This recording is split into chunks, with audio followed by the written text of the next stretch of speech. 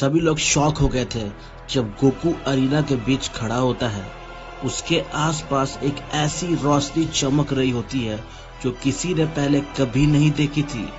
उसके बाल ऊपर उठ चुके थे और एक तेज सफेद रोशनी से चमक रहे थे। जब उसने आंखें खोली, सोने की तरह चमक से भर गई थी, जैसे उसके नजर के अंदर पूरा सूरज और ब्रह्मांड बसा हो। ये कोई आम ट्रांसफॉर्मेशन नहीं था, ये अल्ट्रा इंस्टिंक्ट से भी कुछ आगे था। वेस, गोहान, क्रिलिन और वेजिटा सारे ये ट्रांसफॉर्मेशन देख के चुप हो चुके थे। वो कुछ सोच ही नहीं पा रहे थे ये क्या हो रहा है। हर एक इंसान बस उस मोमेंट में एक मानो फ्रीज हो गया था। डर और अद्भुत के बीच वो अटक चुके थे कि ये हो क्या रहा है। गोकू किस ट्रांसफॉर्मेशन को अचीव कर चुका है ये कोई नहीं समझ पा रहा था। ऐसा सभी को लग रहा था कि एक पूरा भगवान ही, एक तरह का कल की अवतार जैसा कुछ हो रहा है। गोकू ने आंखें बंद की हुई थी, जैसे वो किसी अंदर की आवाज को सुन रहा हो ध्यान लगाकर, और उसे वो आवाज आती है गोटेन की। उसने हल्का सा सांस लिया और धीरे से गोकू कहता है कि मेरे बेटे, तूने अपना एक हिस्सा मेरे अंदर छोड़ दिया।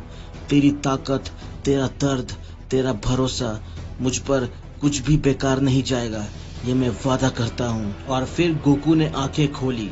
सुनहरी रोशनी ने हवा तक को हिला दिया था। गोकू के दिल के अंदर एक बिजली सी दौड़ रही थी, एक चिंगारी भी, एक मानो कसम के साथ। गोकू अंदर ही कहता है कि गोटेन, चाहे पूरा यूनिवर्स मेरे खिलाफ खड़ा हो जाए, मैं तुम्हारा बदला जरूर लूंगा मेरे बेटे। जैसे ही गोकू हाथ फैलाता है और एनर्जी चार्ज करने लगता है, स्पेस का डायमेंशन तक भी हिलने लग जाता है।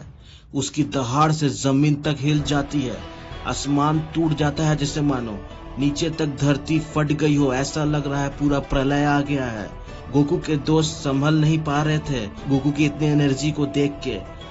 हर कोई बस हैरान और शॉक में पीछे हट गया था। यहाँ तक कि विश भी डरे हुए थे आगे बढ़ने से गोकू की इस महान ताकत को देख के। शॉक वेव्स सिर्फ अर्थ तक सीमित नहीं रही थी, वो किंग के रेल्म तक पहुंच गए थे, जहाँ जेनोसामा है, बेलमोट, चांपा और बाकी के गॉड्स ऑफ डिस्ट्रक्शन सब ने उस प्रेशर को महसूस किया था जो गोकू की बॉडी से एनर्जी रिलीज हो रही थी। ये सब देख के कुछ ने कहा कि ये ताकत तो पहले कभी देखी ही नहीं थी। अगर ये ऐसे ही चलता रहा तो हमारा राज्य खत्म हो जाएगा। जेनो बच्चे की तरह मानो हंस रहा था, चाहे उसे पूरी ब्रह्मांड की खुशी मिल गई हो गोकू की इस ताकत को देख के। और जेनो सामा कहता है कि वाओ, हमारा हीरो वापस आ गया, कितना मजा आ रहा है। लेकिन ग्रैंड प्रीस्ट के चेहरे पर गुस्सा था। वो एक मानो चेहरे पे कुछ एंजाइटी फील कर रहा हो। ग्रैंड प्रीस्ट के मन में ऐसा कुछ चल रहा था जो लोग समझ नहीं पा रहे थे। और ग्रैंड प्रीस्ट अंदर ही सोचता है कि बस अब और नहीं, ये हद पार कर चुका है, अब मुझे खुद कुछ करना पड़ेगा। ये लेवल मेरे बच्चों के लिए भी खतरे में है। फिर धीरे धीरे सब कुछ शांत हो जाता है, लेकिन वो शांति तूफान से भी ज्यादा भारी थी। गोकू एकदम चुपचाप खड़ा था, आंखें बंद, जैसे अपने अंदर का दानव से वो लड़ रहा हो, अपने इविल पार्ट से वो लड़ रहा हो। मानो उसके अंदर कोई और असीम ताकतें छुपी हुई हो, जिसे वो काबू करने की कोशिश कर रहा हो, उस नए रूप को संभालने की कोशिश कर रहा हो। बाकी सारे गोकू के दोस्त को विश्वास नहीं हो रहा था गोकू की इस ट्रांसफॉर्मेशन को देख के, मानो कि सबकी सांसें रुक गई हो। क्रिलिन हल्की आवाज में कहता है कि क्या ये सच में गोकू है? ये कुछ और ही बन गया है। गोहान फिर कहता है कि ये पावर, ये सिर्फ एक योद्धा की ताकत नहीं, ये तो राजाओं से भी परे की ताकत है। सबकी नजर विस पर जाती है। उसने गहरी सांस ली और विस कहता है कि जो मैं देख रहा हूँ ऐसा किसी ने कभी हासिल नहीं किया। ये अल्ट्रा इंस्टिंक्ट और सुपर साइयन का एक अजीब फ्यूजन है, एक मिक्स जिसको शब्दों में बयां करना मुश्किल है। मैं इसे गोल्डन अल्ट्रा इंस्टिंक्ट कह सकता हूँ। जब गोटेन की पावर गोकू के साथ मिली तो उसने सुपर साइयन के पहले स्टेज में ही उस टेक्निक को संभाल लिया, मानो फ्यूज करके मिक्स कर लिया हो। लेकिन मुझे लगता है ये रूप अभी भी अधूरा है, मानो कुछ ऐसी ताकतें बची हुई हो जो वो हासिल करना चाहता है। ये असीम पावर को देख के सभी मानो बेहोश जैसे हो गए थे। वेजिटा का गुस्सा तो आसमान छू रहा था, उसके हाथ भी कांप रहे थे, इतना वो गुस्सा और रेज में था वेजिटा। और अंदर ही अंदर वेजिटा चिल्ला रहा था कि कैकरॉट, एक बार फिर तुम मुझसे आगे निकल गया। तुम टेक्निक के साथ खेल रहे हो और उसे सुपर सायन में मिला दिए हो। मैं ये सब कैसे बर्दाश्त करूं? तुम मुझसे फिर 2 कदम आगे निकल गए। लेकिन वही बीरस जो पास ही खड़ा था, उसके चेहरे पे भी टेंशन थी। वो सिर्फ गोकू को देख रहा था, जिसके सुनहरी आंखों में बस बदले की आग जल रही हो मानो।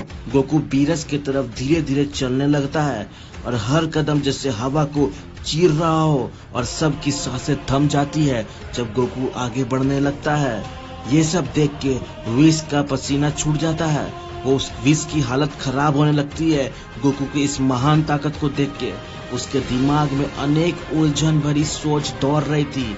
विस को यही लग रहा था कि कहीं गोकू बीरस पे हमला तो नहीं करने वाला है। और विस सोचता है कि बीरस इस ताकत को कैसे झेल पाएगा, मुझे बीच में आना पड़ेगा। पर अगर मैं आया तो उसकी शान, तो बीरस की शान को थप्पड़ लगेगा और बीरस की बेइज्जती भी होगी। बीरस की इज्जत उसकी जान से ज्यादा कीमती है। और अगर मुझे उनकी इज्जत को भी रिस्पेक्ट देना होगा। वही गोकू बिल्कुल बीरस के सामने आके रुक जाता है। बिना कुछ कहे धीरे से हाथ उठाकर उसकी तरफ बढ़ रहा था। बीरस ऐसे पोजीशन में खड़ा था जैसे वो भी हमले को टैकल करने के लिए तैयार हो। सभी की नजर उसी पर टिकी थी। बाकी डिस्ट्रॉयर भी गौर से देख रहे थे, बीरस और गोकू का रिएक्शन का इंतजार करते हुए। और उसी वक्त बीरस कहता है कि कमजोर या डरपोक दिखने का सवाल ही नहीं उठता। और फिर बीरस गरज उठता है। उसकी आवाज ही कॉस्मोस डायमेंशन को झुला देने वाली थी। और वो कहता है कि मैं तेरी मौजूदगी का नामो निशान मिटा दूंगा गोकू। और तभी हम गोकू को देखते हैं। गोकू का बदन रोशनी से भड़क उठता है। गुस्सा, अपमान और दिमाग में जमी हुई सारी नफरत को वो जन्म देता है और अटैक फोड़ देता है और एक एक्सप्लोजन धमाका होता है। बीरस ने पहले कभी ऐसा कुछ नहीं देखा था, इतनी मैसिव एनर्जी को। गोकू के दोस्त सब ये सब देख के पीछे हट जाते हैं और वो चिल्ला कर कहते हैं, गोकू का नाम लेते हैं। पर गोकू मानो कुछ सुन ही ना रहा हो। सभी को लगता है कि गोकू जैसे तबाही के आंधी में समेट गया हो और वो सब तबाही करने वाला हो। गोहान भी चीख करके बोलता है कि फादर, पर गोकू किसी की बात को नहीं सुन पाता है। और उसी वक्त इस धूल के बीच में विस की एक लाइन आती है और विस कहता है कि गोकू ने अपनी नई ताकत का सबसे छोटा हिस्सा भी इस्तेमाल नहीं किया है। हमें सतर्क रहना होगा।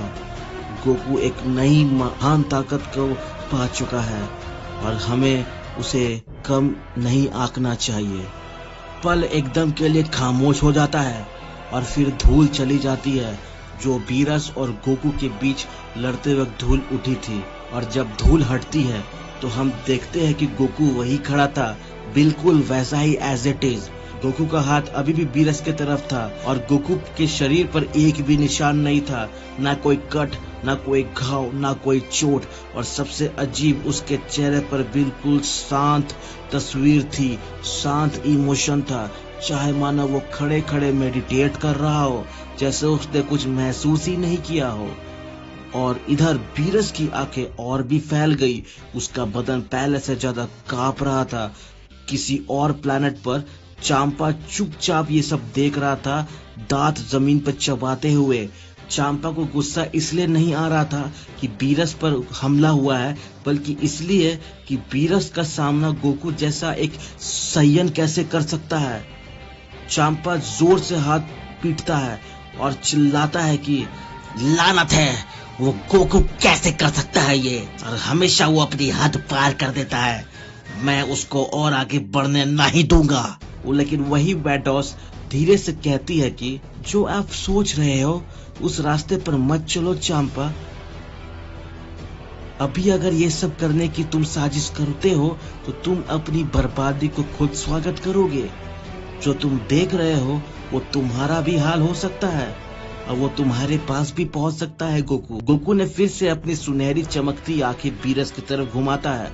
उसके चेहरे पे मानो एक सूरज सा बहुत ही तेज होता है और गोकू का आवाज भी बहुत ही हैवी हो जाता है और गोकू कहता है कि तो इस तरह खत्म होता है एक गॉड ऑफ डिस्ट्रक्शन।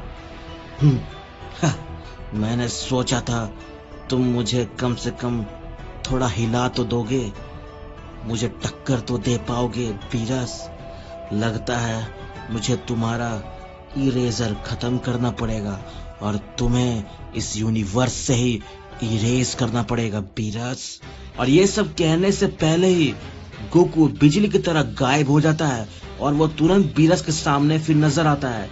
एक ऐसा वार जो नजर से भी छुपा हुआ था सीधा बीरस के सीने में घुस जाता है। कोई गोकू की चाल देख ही नहीं पाता है, वो किस तरह का अटैक मूव करने वाला है और वो कर रहा है।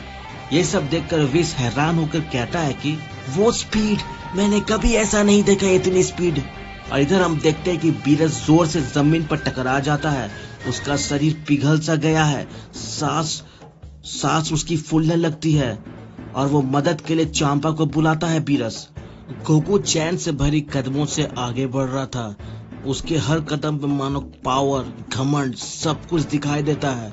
हर कदम से डर का साया फैल रहा था और गोकू कहता है कि चिंता मत करो, मैं इस नए रूप की ताकत को टेस्ट कर रहा हूँ। जिस वार की वजह से तुम इस जमीन पे गिर चुके हो बीरस, वो मेरी ताकत का सिर्फ 1% था। तो सोच लो मेरा 100% से तुम्हारा क्या हाल होगा। तुम्हारा वजूद ही खत्म हो जाएगा बीरस। सभी का खून मानो ठंडा हो गया। ये सब सुन के वे सब हैरान हो गए। वेजिटा भी हैरान होके उसकी आंखें फट जाती है जब वो सुनता है कि गोकू सिर्फ 1% ताकत से ही वीरस का ये हाल कर देता है और वीरस को जमीन पे पटक देता है। पिक्कोलो ये सब देख के धीरे से कहता है कि अगर ये सच है तो वीरस का कोई चांस नहीं है। गोकू के अंदर मानो एक आग जैसी धधकती हुई वोल्केनो जल रही हो। उसकी आवाज दबी हुई लेकिन भरपूर गुस्से से थी और गोकू कहता है कि मैंने तुम्हारी रक्षा की थी बीरस अपने बेटे के गुस्से से, लेकिन तुमने उसको मेरे गोद से छीन लिया बिना किसी झिझकते हुए भी। तुम्हें जरा भी होश नहीं आया कि ये मेरा बेटा है, गोकू का बेटा, और तुमने एक जरा भी दया नहीं दिखाया और तुमने उसे मार दिया। अब मैं माफ तुम्हें कभी नहीं करूंगा बीरस। और जैसे जैसे गोकू चलता गया जमीन उसके कदमों के नीचे कांपने लगी। हर कदम से धरती मानो उसकी ताकत से झूम रही थी। यहाँ बीरस मुश्किल से अपना सर उठा पा रहा था। उसकी सांसें फूल रही थी। आंखों के सामने गोकू का साया और बड़ा होता जा रहा था। वेस्ट भी जम चुका था, फ्रीज हो चुका था। एक अजीब तोड़ फोड़ उसके अंदर चल रही थी। उसका फर्ज कह रहा था विस का कि बीरस को बचाओ, लेकिन उसके दिल के अंदर का एक सच दबा हुआ था कि ये चीज विस को भी पता थी। और विस सोचता है कि इस पावर के आगे मैं भी कुछ नहीं हूँ। अगर मैं भी आया तो मैं भी मारा जाऊंगा। यहाँ गोकू ने अपना हाथ उठाया।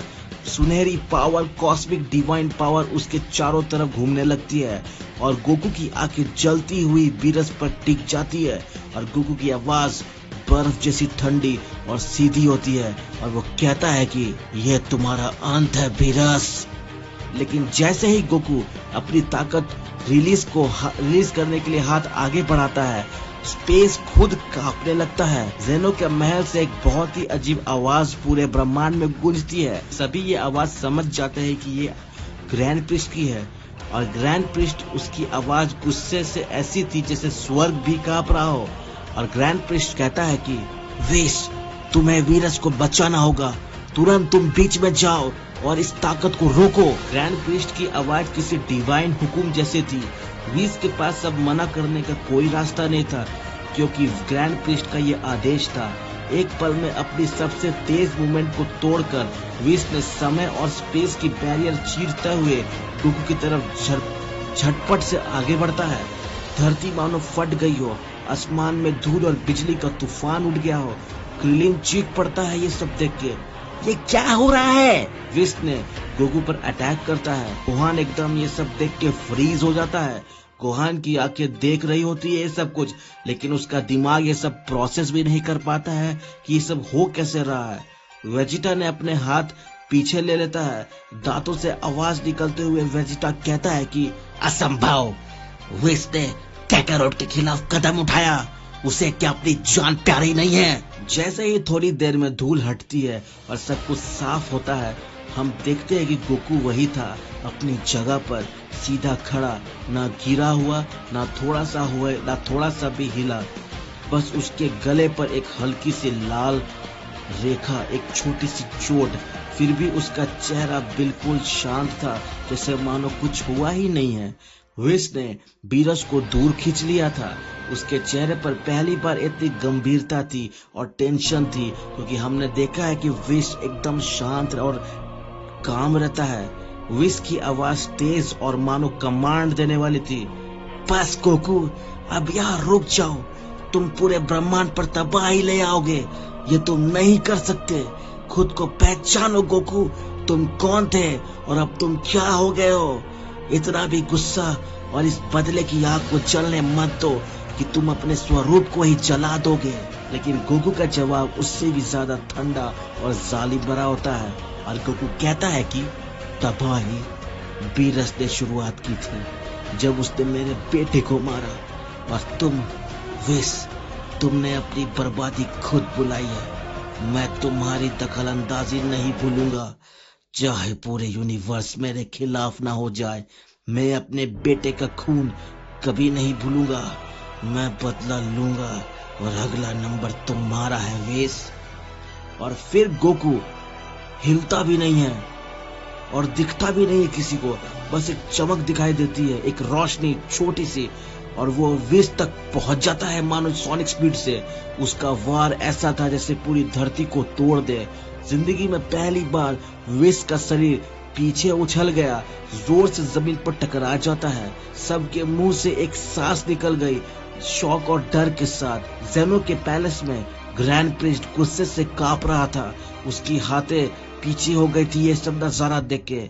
और ग्रैंड प्रिस्ट अपने आप से बोलता है कि नहीं, अगर ऐसा चलता रहा तो विस को अपनी पूरी ताकत लगानी पड़ेगी और पूरा ब्रह्मांड बिखर जाएगा। जरूरत पड़ी तो मैं खुद सैनों के खिलाफ जाऊंगा और उनके कमांड के बिना मैं इस लड़ाई में उतरूंगा और मैं इस विनाश को फैलने नहीं दूंगा। यहाँ हम देखते हैं कि जेनो तो बस खुश था ये सब नजारा देख के, क्योंकि उसका फेवरेट सैयन गोकू अब इतनी असीम पावर को पा चुका था, वो डिवाइन पावर को अटेन कर चुका था गोकू। जेनो के लिए ये सब मानो एक शो की तरह चल रहा हो, जिसे वो ये सब देख के इंटरटेन हो रहा था। यहाँ हम देखते हैं कि अर्थ पर गोकू धीरे धीरे विस की तरफ बढ़ रहा था और वो फिर से अपना हाथ उठाता है एक पावरफुल एनर्जी रिलीज करने के लिए, और उसके आसपास इतनी पावर एक्यूमुलेट हो जाती है कि जैसे मानो कोई एग्जिस्टेंस ही किसी की खत्म कर दे। उसकी आवाज फिर गरज उठती है और गोकू कहता है कि मुझ पर यकीन करो विस, चाहे तुम अपनी पूरी ताकत भी झोंक दो मेरे ऊपर, मेरा खून अभी उबल रहा है और जब तक मैं अपने बेटे का बदला नहीं लेता तुम मुझे रोक ही नहीं सकते, ये असंभव है। लेकिन विस अपनी चोट के बावजूद अजीब शांति से मुस्कुराता है। उसकी आवाज में एक सर्दी थी, पर उसके अल्फाज ने सबको फ्रीज कर दिया था। और विस कहता है कि मुबारक हो गोकू, तुम अब मेरी मैक्सिमम पावर के 50% तक पहुंच गए हो। ये सब सुन के सभी फ्रीज हो जाते हैं। क्रिलिन चीखता है और कहता है कि 50%? ये तो मुमकिन ही नहीं है। गोहान यहाँ सांस लेते हुए, उसकी आवाज कांपते हुए गोहान कहता है कि फादर, आपने तो हर सीमाओं को तोड़ चुका है, ऐसी ताकत मैंने कभी सोचा नहीं था कि आप कभी अटेन कर पाओगे। ये सब होने के बावजूद भी गोकू थोड़ा सा भी हिलता नहीं है, वो एकदम शांत खड़ा रहता है और विस पर से नजर नहीं हटाता है, और वो अपना हाथ दोबारा चार्ज करने लगता है मानो मैसिव कामेहामेहा रिलीज करने वाला हो और विस का एग्जिस्टेंस को खत्म करने के फिराक में होता है। लेकिन उसके पहले ही स्पेस खुद फट जाता है और एक तेज रोशनी की बीम के साथ एक रोशनी आती है, जिसे देख के सबका दिल मानो थम जाता है। और हम देखते हैं कि सडनली वैडोस आ जाती है और उसके बगल में चांपा खड़ा होता है और वो एकदम गुस्से से भरा हुआ होता है। सभी लोग ये सब देख के शॉक में हो जाते हैं। किसी ने सोचा भी नहीं था कि एक और यूनिवर्स का डिस्ट्रॉयर यहाँ आ जाएगा, लेकिन चांपा अपने गोल सा फेस गुस्से से लाल करते हुए गरज उठता है और कहता है कि मैं आया हूँ क्योंकि मैंने कसम खाई थी एक दिन बीरस को खुद हराने की, और मैं कभी भी किसी और को ये मौका नहीं दूंगा। गोकू, तुम मुझसे ये इज्जत नहीं छीन सकते। बीरस को मैं ही हराऊंगा। तुम मेरे रास्ते में नहीं आ सकते। मैं तुम्हें यहाँ से भगा के रखूंगा। यहाँ हम देखते हैं कि बीरस जो जमीन पर पड़ा था धीरे से अपनी आंखें खोलता है और वो उठने की कोशिश करता है और कुछ नहीं बोल पाता है, पर उसकी आंखों में एक तैयार और रेडी होने की चमक थी। पहली बार दोनों भाइयों के बीच वो समझौता सा लग रहा था। उन दोनों के सामने अब एक ही दुश्मन था, गोकू। गोकू मुस्कुराता है और उसकी गोल्डन आंखें एक शैतानी कॉन्फिडेंस से चमक देती है। उसकी आवाज बहुत ही काम और शांत रहती है, पर हर लफ्ज में एक ताने भरी डायलॉग गोकू देता है और कहता है कि अगर तुम एक साथ भी मिल जाओ चांपा और बीरस, कोई मायने नहीं रखती है ये।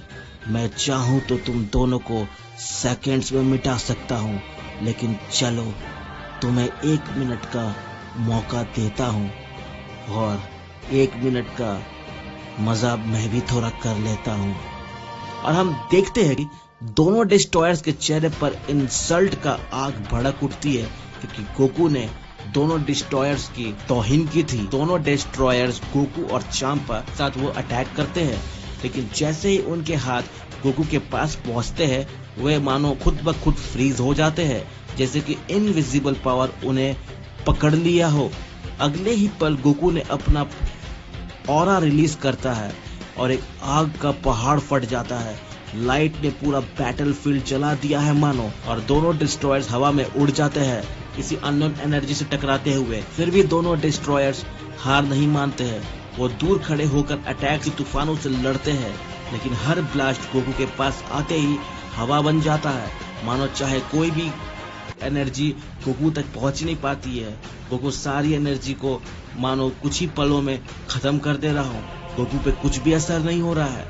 वेजिटा दूर से ये सब देखता है, उसके वेंट्स उभर जाते हैं गुस्से से। वेजिटा का दिल ये सब देखकर और नहीं सह पाता है और वो यही सोचता है कि गोकू फिर से उससे आगे बढ़ गया है और वेजिटा पीछे हो गया है। वेजिटा पलट कर देखता है और वही उसके पीछे खड़ा होता है यूनिवर्स 7 का सुप्रीम काई, एक अजीब सी नजर के साथ, जैसे कोई खतरनाक विचार उसके दिमाग में जन्म ले चुका हो। तभी गोकू अपना फाइनल स्ट्राइक चार्ज करता है। उसकी ऑरा, उसकी पावर दुनिया तोड़ने जा रही हो मानो। एक कॉन्फिडेंट स्माइल के साथ गोकू कहता है कि द मिनट इज ओवर और तुम अपनी किस्मत को चुन रहे हो डिस्ट्रॉयर्स, और तुम्हारी जिंदगी का डिस्ट्रॉयर्स मैं हूं। लेकिन गोकू के हाथ से ब्लास्ट निकलने से पहले ही एक जबरदस्त धमाका होता है और सब रुक जाता है। आंखें उस दिशा में मुड़ गई थी सभी की। धूल मिट्टी चट्टाने पर जो नजर आया उसने सबके पैरों तले जमीन खींच ली थी।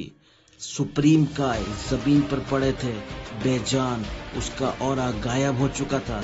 सब शॉक में थे, किसी ने अटैक नहीं किया था, वो फिर भी सुप्रीम काय गिरे हुए थे वेजिटा के हाथ से। वेजिटा खड़ा था, उसका चेहरा कठोर, आंखें आग की तरह जलती हुई, उसका पूरा बॉडी ट्रेम्बल कर रहा था। सब चीख पड़े और सब कह रहे थे कि वेजिटा, वेजिटा तुमने क्या कर दिया। गोकू भी मानो फ्रीज होके खड़ा हो गया। उसे डिसबिलीफ से उसका चेहरा सख्त हो गया। लेकिन सबसे ज्यादा असर पड़ा बीरस पर। बीरस का शरीर कांपने लगा, एनर्जी धीरे धीरे फेड होने लगी बीरस की, मानो बीरस अब हार मान रहा हो, क्योंकि एक सुप्रीम काय की मौत का मतलब उसके गॉड ऑफ डिस्ट्रक्शन का अंत होता है। और बीरस को महसूस होता है कि सुप्रीम काय की मौत वेजिटा के हाथों हुई है। बीरस घुटनों पर गिर जाता है, सांसें टूट रही थी बीरस की। बीरस थकी हुई आंखों से विस की तरफ देखता है और बोलता है कि विस, मुझे कभी लगा नहीं था कि मेरा अंत ऐसा होगा। अपना ख्याल रखना और यूनिवर्स की पवित्रता को बचाए रखना वेस। और फिर बीरस चांपा की तरफ देखता है, क्योंकि चांपा का चेहरा दर्द और गुस्सा दोनों था। ये सब देखकर चांपा कहता है कि तू बेवकूफ, अब मुझे अकेला छोड़ के जा रहा है, मैं तुम्हें जाने नहीं दूंगा बीरस। और उसी पर एक लाइट फ्लैश के साथ बीरस की ऑरा गायब हो जाती है और बीरस मानो यूनिवर्स और कॉस्मोस में समा जाता है और बीरस गायब हो जाता है। उसका शरीर हवा में घुल गया, मानो एटमॉस्फेयर में डिसॉल्व हो गया हो। सिर्फ एक खाली खामोशी रह जाती है। सभी लोग वेजिटा पर चिल्लाते हैं और जवाब मांगते हैं, लेकिन वेजिटा चुप था। उसकी नजर जमीन पर टिकी थी, जैसे वो कोई ऐसा राज छुपा रहा हो जो बोलने लायक ही नहीं था। सभी कोई वेजिटा की तरफ चिल्ला रहे थे कि वेजिटा ने ऐसा क्यों किया। सिर्फ गोकू ही चुप था। गोकू की आंखें वेजिटा पर टिकी हुई थी, बिना कुछ कहे। अंदर ही अंदर गोकू सोचता है कि वेजिटा, मुझे पता है तुमने ये धोखा से नहीं किया। तुम्हारा ये फैसले के पीछे एक बड़ी वजह है, कुछ ऐसा दर्द जो हम में से कोई समझ भी नहीं सकता है। तभी एक डिवाइन लाइट के साथ ग्रैंड प्रिस्ट सामने आ जाता है। अरीना के बीच में उसकी आंखें आग की तरह जल रही थी और ग्रैंड प्रिस्ट के नजर से सबके जिस्म कांप उठते हैं डर से। वेडोस भी अपना डर छुपाने की कोशिश कर रही थी, लेकिन उसके चेहरे की ठंडी एक्सप्रेशन भी उसके खौफ को नहीं छुपा पा रही थी। ग्रैंड प्रिस्ट अब विस की तरफ कदम बढ़ाता है और हर स्टेप जमीन पर गूंजता हुआ उसकी आवाज आकाशों को चीरता हुआ विस की तरफ बढ़ता है ग्रैंड प्रिस्ट। और ग्रैंड प्रिस्ट कहता है कि जजमेंट होगा, जिन्होंने गलती की है उन्हें बिना दया के सजा मिलेगी और उन्हें बहुत ही क्रूर सजा मिलेगी। वेस्ट, तुमने जो किया वो एक एंजल की सीमा से बाहर था। तुम मेरे बेटे हो, पर तुम्हारे कर्म माफ नहीं हो सकते। तुमसे तुम्हारा एंजल का दर्जा छीन लिया जाएगा। तुम एक बेघर बेपहचान रूह बनकर भटकते रहोगे हमेशा के लिए। ये मेरा श्राप रहेगा। वेडोस की आंखें से आंसू बह जाते हैं। ये सब सुन के उसका दिल दर्द से भर गया था। वो जानती थी कि विश ने गलती की है, पर वो कभी सोची नहीं थी कि इस गलती की सजा ऐसी मिलेगी। ग्रैंड प्रिस्ट इस तरह से सजा देंगे, इतनी बेरहमी से। ये सब देखते हुए गोकू चुप था, आंखें बंद, जैसे दुनिया उसके लिए अब मायने नहीं रखती हो। विश धीरे धीरे आगे बढ़ता है, अपना डिवाइन अटायर उतारते हुए, जैसे अपनी पूरी इज्जत, अपनी पहचान, सब कुछ त्याग रहा हो। विश ग्रैंड प्रिस्ट की तरफ देखता है और एक थकी हुई लेकिन शांत आवाज में कहता है कि मैं समझता हूँ फादर, मैंने सीमा पार कर दी। मैं अब एंजल होने के लायक नहीं। मैं आपका फैसला स्वीकार करता हूँ, चाहे मुझे पहचान के बिना ही क्यों न जीना पड़े। एक भारी खामोशी छा जाती है। फिर ग्रैंड प्रिस्ट ने अपनी नजर वेजिटा पर डाली और इस बार उसकी आवाज पहले से भी ज्यादा कठोर थी और ग्रैंड प्रिस्ट कहता है कि वेजिटा, बीरस और सुप्रीम काय की मौत के जिम्मेदार तुम हो। तुम्हारे पाप माफ नहीं हो सकते। तुम्हें एक लंबी कैद भुगतनी होगी, जहां तुम सीख सको कि सम्मान का क्या मतलब होता है, कि शक्ति बिना सीमा के नहीं होती और सब्र भी एक बल होता है। और तुम्हारे अंदर एक जरा भी सब्र नहीं है, पेशेंस नहीं है। और फिर हम देखते हैं कि वेजिटा ने अपने फोकस लेता है और उसके अंदर आग जल रही थी, पर वो अपने आप को रोक रहा था मुश्किल से। और यहाँ हम देखते हैं कि ट्रंक्स दौड़ता हुआ आया, आंसुओं से भारी आंखों के साथ चीख कर कहता है फादर। और ये सब सुन के सब जानते थे कि अब सबसे कठिन फैसला आने वाला है। ग्रैंड प्रिस्ट ने अपना हाथ उठाया और उसकी आवाज ने पूरे अरीना को हिला दिया। और ग्रैंड प्रिस्ट कहता है कि अब गोकू, तुम्हारी बारी है। इसका पाप सबसे बड़ा है, इसने सबसे बड़ा पाप किया है। उसने गोकू ने विश्व के संतुलन को तोड़ दिया और अस्तित्व के मर्यादा को भी लांघ दिया है। उसकी सजा होगी वॉयड डायमेंशन, जहाँ न समय है, न जीवन, न मृत्यु। उस जगह गोकू हमेशा के लिए बंद रहेगा, एक अकेली खाली खामोशी में, क्योंकि पवित्र को कलंकित करने वालों को माफी कभी नहीं मिलती है। और गोकू तुम इसी लायक हो। ये फैसला सुनकर सबके दिल टूट जाते हैं। गोहान ये सब सुनकर कहता है कि नहीं, ये नहीं हो सकता फादर, मैं अपने फादर को दूर नहीं जाने दूंगा। मैंने पहले ही अपने भाई गोटेन को खो दिया, अब आप भी चले जा रहे हो फादर। क्रीन और मास्टर रोशी ये सब सुनकर रो पड़ जाते हैं, रोने लग जाते हैं और ग्रैंड प्रिस्ट से दया की भीख मांगते हैं और कहते हैं कि महान प्रिस्ट दया कीजिए, गोकू बुरा नहीं है, वो हमेशा न्याय के लिए लड़ता है। लेकिन यहाँ वेडोस ने अपना हाथ उठाया और ठंडी सख्त आवाज में वो कहती है कि चुप रहो, मेरे फादर के शब्द लिखे जा चुके हैं, जो फैसला हो गया है वो कभी बदला नहीं जाएगा। ये सब होने के बावजूद अस्तित्व के कोलैप्स में गोकू चुप खड़ा था, उसकी आंखें बंद, जैसे उसके अंदर कोई एहसास ही नहीं बचा हो। फिर उसने गहरी सांस ली और शांत दिल से गोकू कहता है कि हाँ, मैं मानता हूँ मुझसे गलती हुई है, मैं सबसे माफी चाहता हूँ, पर मेरी नीयत हमेशा साफ थी और मैं अकेला नहीं हूँ। गोटेन की सोल में, गोटेन की आत्मा मेरे अंदर है, उसकी एनर्जी मेरे शरीर में दौड़ती है, वो मेरे साथ रहेगा जहाँ भी जाऊंगा मैं। ये सब देख के गोहान के आंसू रुक ही नहीं रहते और वो कहता है कि फादर मत जाओ, मैं आपको नहीं खो सकता हूँ। गोकू ये सब देख के गोहान के पास जाता है और मुस्कुराते हुए बोलता है कि गोहान ध्यान से सुनो, गोटेन हमेशा अल्ट्रा इंस्टिंक्ट को मास्टर करना चाहता था, मैं ये सब उसके लिए किया, अब तुम्हारी बारी है मेरे बेटे, उसके लेगेसी आगे बढ़ाओ और धरती को बचाने की जिम्मेदारी अपने कंधों पर ले लो। ये सब सुन के गोहान फादर के शब्दों से मोटिवेट हो जाता है और फिर हम काउंटडाउन शुरू कर देते हैं। गोकू ने आंखें बंद कर लेती है और धीरे से वो कहता है कि मैं शांत हूँ गोटेन, और हम फिर मिलेंगे किसी और जगह, किसी और समय। और एक तेज रोशनी छा जाती है और गोकू और वेजिटा दोनों एक साथ गायब हो जाते हैं। पीछे सिर्फ एक बेवजह खामोशी रह जाती है और एक उदास चेहरे और उदासी रह जाती है और दुनिया भर में सिर्फ एक शून्य सा सुकून छाया हुआ रहता है और सभी कोई शॉक हो जाते हैं कि गोकू और वेजिटा भी यहाँ से जा चुके हैं। और सीन शिफ्ट होता है और हम वॉयड डायमेंशन में देखते हैं, जहाँ ना रोशनी थी, ना आवाज, ना मौत, ना जिंदगी, सिर्फ खाली अंधेरा। गोकू वही बैठा हुआ था, बिल्कुल चुप, जैसे पत्थर बन गया हो। उसका चेहरा शांत पर दिल थक चुका था।